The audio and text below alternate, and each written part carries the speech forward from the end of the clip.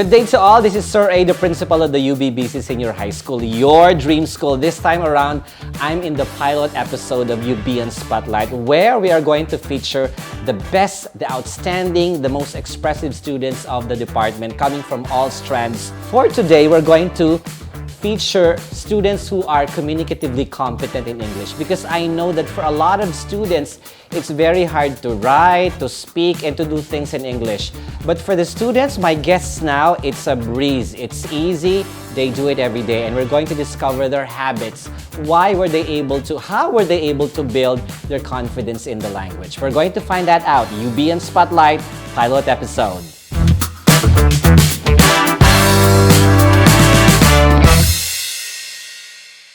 Welcome to the pilot episode of the UBian Spotlight, and today we're featuring three very communicatively competent students of the senior high school, and they are with me. First is Timothy Sumagaysay, CJ Garcia, and Michelle Enriquez. Now from the two ladies of the UBBC Senior High School, one is... Shana Marilyn Apunyo Makatangay. I am from the Arts and Design track. I'm Angelica Daniel Gutierrez from STEM Allied Health track. Now, I'm going to ask you, why is it so hard for a lot of students from all levels, elementary, high school, and college, to be able to achieve that level of comfort in speaking the language? But for some others, they're having a breeze with it. Timothy, why is it so easy to speak English for you in the class or even outside? I think a big factor that played in that role was the background that you grew up in or where you lived in. Like, I was pretty blessed to be born in a foreign country, so I grew up speaking English, and my family also speaks English. Actually, as a kid, I grew up in a country called Singapore, and I've been accustomed to the language ever since I was a kid. Now, obviously, Singapore didn't master my English. It just started it. What really helped me throughout my life was actually, I think, very common for many students, was watching cartoons and books. How old were you when you relocated here in the Philippines? I was 9 years old. 9 years old. So I spent eight years in Singapore. So you can imagine how difficult it was for me to speak in Filipino. So yes, I still continue to watch more English mediums, like in books and cartoons, as opposed to Filipino. How about you for CJ? Is it the same for you? No, I'm from a very traditional household and they always speak Filipino, but I would always listen to podcasts, videos, documentaries so that I could learn more about the language and learn knowledge. Do you hold do you Google the words that you don't understand the first time you hear them? Well, technically yes. It's really the thing that we need to do. We're gonna search what we don't know. Okay, for Angelica, it's Philippines through. Is it Philippines through and through for you? Not really. I came from Oman. I was born there. Oman, Middle East. Yes. And I studied at an international school, although... For how long? For only a year. For grade 1, yeah. Then I transferred here in the Philippines, but what really helped me enhance my English communicating skills was that this website called Youglish, which basically you just have to type in a certain word that you're not sure on how to pronounce with. So I just mimic how native English speakers pronounce that word. What's that app again? Youglish. It's a website. How about it for you, Michelle? Coming from TVL.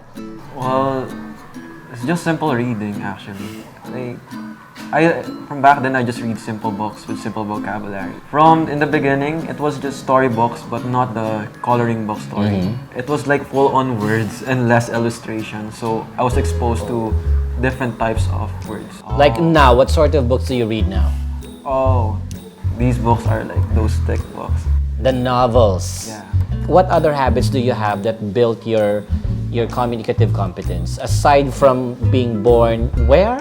Bahrain. Bahrain, and now living here in the Philippines. What else did you do that you didn't do back in Bahrain, but you're doing now that still built up your communicative competence? I think that would be regularly listening to English media. like just reading everything that's English or just watching anything that's English. And for you, CJ, what other habits do you have? My habits, I usually go to contests with the English median. Okay. As a So you compete? yes, in order not just to build my English competency, but also to build my confidence in using the language. What's the last competition you competed in? Mr. Upsum 2023, where we are asked in English Q&A questions. That's why. And you won what prize? Second runner-up. Second runner-up of Mr. Personality. Don't be shy from saying it. You're Mr. Personality, second runner-up on a national level. Do you also watch documentaries? Yes, a lot. Actually, me and my father love watching documentaries, mostly on animal documentaries and how certain products are made. Okay, so you're not a cable TV user. You're more into the internet. Yes. But you have cable TV at home? Not you do. Not anymore, but Not anymore. So people now survive without cable television because of internet. Is it the same for you? Do you have cable TV? Do you have internet at home? I have both. So what I really watch is basically scientific documentaries, more on astronomy. That's the subject where I'm very interested in. So NASA documentaries, stuff like that. And what was the last thing you did that you thought, really also helped you in building your communicative skills? It's using my visualization skills and imagining like this set. Imagine, I'll just close my eyes and think, oh, I'm speaking in front of many people. I know I will get I'll have mistakes. How do you envision yourself like 10 years from now, for example? I would still be using English to this day for mostly for my communication. Even though I would imagine I would be. What do you tend to take up in college anyway? Animation. Wow. Animation. Okay, so you want to work somewhere in Hollywood? Maybe. Still thinking about it, but yes, I guess. Okay, how about for you, Angelica?